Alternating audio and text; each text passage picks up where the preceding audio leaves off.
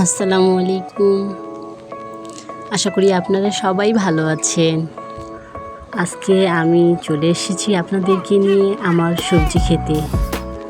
এখানে দেখুন আমি এগুলো শাক লাগিয়েছি।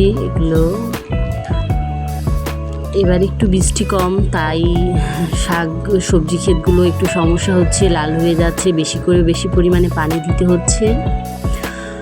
আসলে আমার মরিচ গাছগুলো একটু কেমন হয়ে গেছে, কিন্তু যেটাই হোক তবু বাসার আসলে এগুলো আমাকে খুবই যত্ন করতে হয়। এই যত সম্ভব চেষ্টা করি কাজের ফাঁকে এই সবজি ক্ষেতগুলোর যত্ন করার।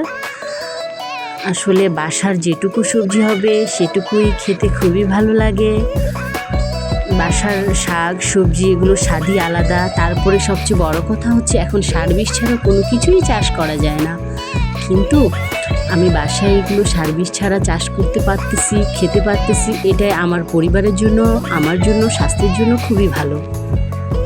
তাই যত সম্ভব চেষ্টা করি সার বিষ ছাড়া কীভাবে শাক সবজি বাসায় ফলানো যায় সেটা নিজে বানালে খেয়ে খাওয়া যায়, নিজে শাক লাগিয়ে শাকটা খাওয়া যায়। এটাই আমার ঢেঁড়স গাছে কম বেশি ঢেঁড়স চলে এসেছে, ছোট ছোট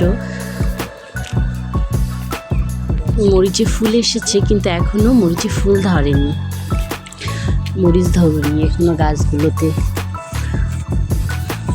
আমি ঘুরে ঘুরে আপনাদেরকে দেখাচ্ছি আমার সবজি ক্ষেতটা, আমার শাকের ক্ষেতটা। দেখুন আমি কেমনভাবে শাকগুলো লাগিয়েছি, এবং এগুলোর অনেক পরিচর্যা করতে হয়। কাজের ফাঁকে যেটুক সময় পাই ওইটুক সময় আমি এগুলোর পরিচর্যা করি। আমি যে মিষ্টি কুমড়া লাগিয়েছি, টমেটো লাগিয়েছি। টমেটো আমার ধরেছিল, এখন টমেটো শেষের দিকে, টমেটো খাওয়া শেষ। আর এই মাচায় আমার উঠে গেছে লাউয়ের গাছ, লাউ পাতা খাচ্ছি। আসলে বর্তমানে সার বিষ দিয়ে সব কিছু চাষ, তো এই জন্য সার বিষ না দিলে তেমন ভালোভাবে ফলন ধরতে চায় না, ফলটা ধরেও নষ্ট হয়ে যায়। কিন্তু তারপরেও পাতাটা তো খাওয়া যাবে, পাতাটা অনেক ভিটামিন, তাই বাসায় যেটুকু জায়গা পাই সেটুকুতেই লাগিয়ে দিই। নিজের বানানো সবজি ক্ষেত দেখতেও অনেক ভালো লাগে, যখন দেখি মনটা ভরে যায়। আমার উঠানে লাগিয়েছি টবের মধ্যে যে মরিচ গাছ, বস্তাগুলোতে মাটি করে সেগুলোতে বেশি পরিমাণে মাটি দিয়ে লাগিয়েছি মরিচ গাছগুলো। মরিচও ধরেছে ওই গাছে। আর এই যে কিছু এই গাছগুলো, এগুলো হচ্ছে আমার বাঘমরিচের গাছ।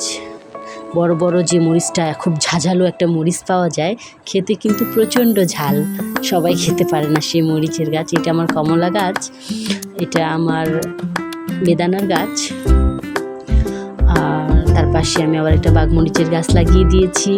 এটা আমার বাঘমরিচের গাছ। এগুলো সম্পূর্ণ আমরা ন্যাচারালভাবে চাষাবাদ করতেছি, এগুলোতে কোনো সার বিষ দেই না, সম্পূর্ণ জৈব গোবর, শাকসবজির জৈব সার, এগুলো দিয়েই এগুলো আমরা চাষ করি।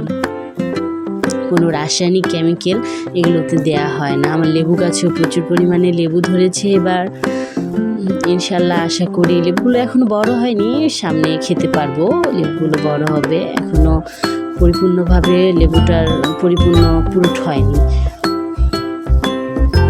রসও হয়নি লেবুটাতে। সাইডে আমি ফুলের গাছও লাগিয়েছি কিছু। আসলে ন্যাচারালভাবে গাছপালা আমার দেখতে